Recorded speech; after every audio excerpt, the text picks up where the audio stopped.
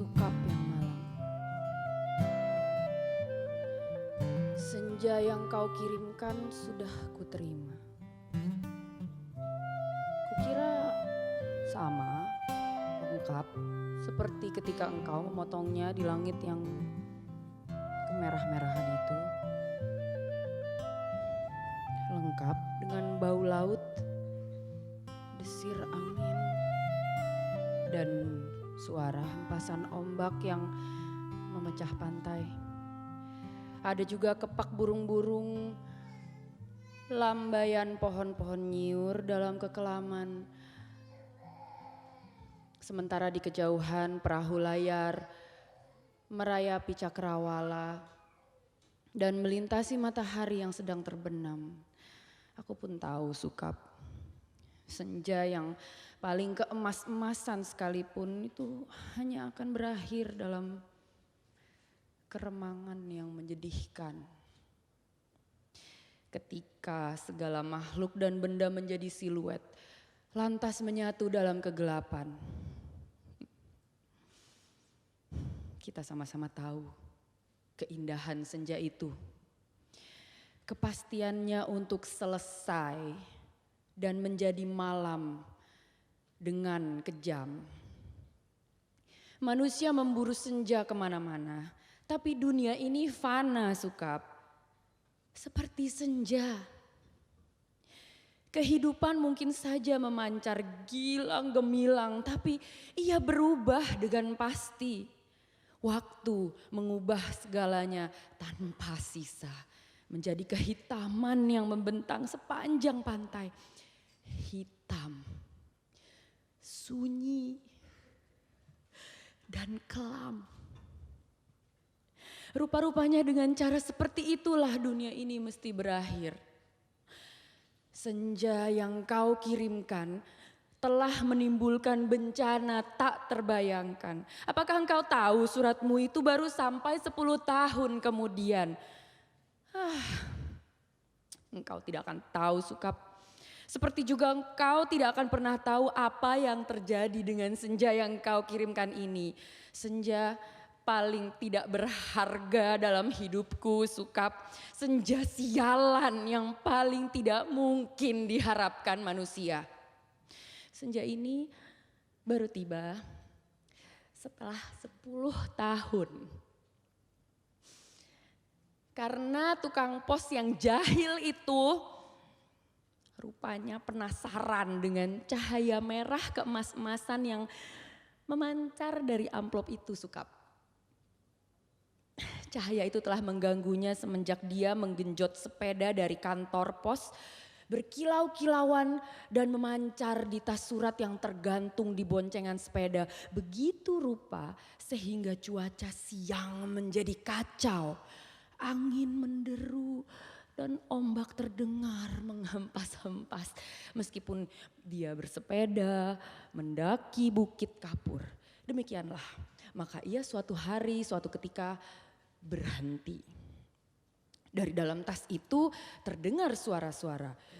Dia buka tas itu dan ia melihat amplop Federal Express yang sudah tidak putih lagi, melainkan merah keemas-emasan Sukap. Seperti senja dengan matahari terbenam di balik cakrawala.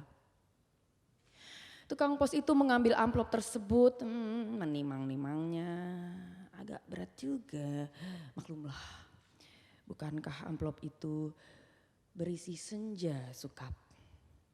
Senja dengan matahari merah membara yang turun perlahan-lahan di balik cakrawala. Seperti semua senja yang ada di balik kartu pos. Tapi yang kamu kirim itu bukan kartu pos Sukap.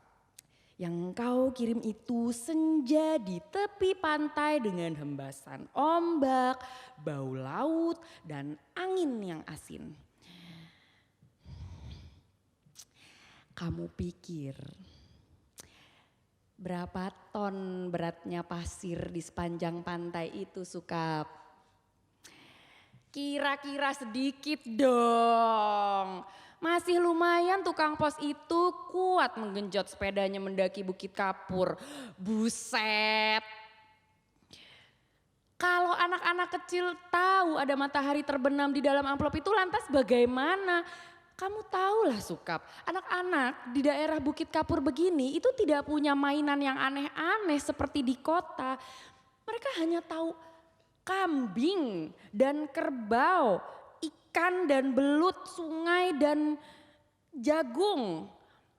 Mereka nasi aja jarang sentuh. Anak-anak yang tidak pernah tahu mainan robot berjalan dengan cahaya di dadanya yang berkedip-kedip pasti akan penasaran sekali lah dengan cahaya senja yang memancar berkilauan merah dan keemas-emasan itu Sukap.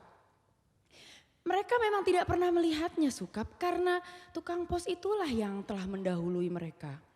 Ia menimang-nimang bungkusan berisi senja itu, mendengar-dengarkan dan akhirnya mengintip. Tentu saja di dalam amplop itu dilihatnya senja Sukap. Senja terindah yang paling mungkin berlangsung di muka bumi. Ia mengintip dan terpesona.